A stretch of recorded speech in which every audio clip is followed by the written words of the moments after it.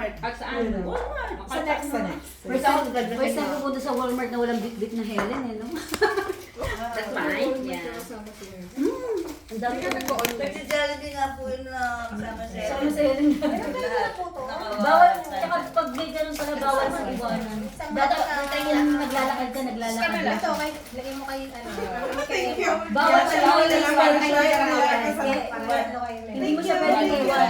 Hindi tulad sa Pinas. Oo. Haharangin ka ng mga may darating na parang SWAT.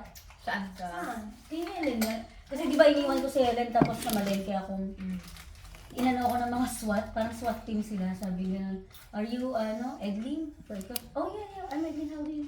Oh, you cannot leave her, Helen. She's Helen Nicholson, right? Parang alam nila kagad. No? Bakit nila? Nasa list siguro. Sa ano siguro, sa camera. Siguro. Baka. Saan? Walmart. Hindi pala pwedeng iwan. Tapos, kati dyan saan hindi pwede. Oh, Kasi ang online kasi yung prutas at saka gulay, lanta yung binibigay. Pangit ang online talaga kasi Oo. kung ano nabigyan nila, yun lang Unless binigyan nila. mag-Instacart ka.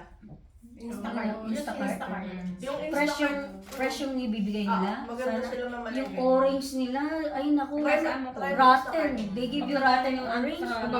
Hindi mo balik yun. Na-try ko yung yung old Pwede. stocks. Oo, pero it will, it's an Mayroon hassle.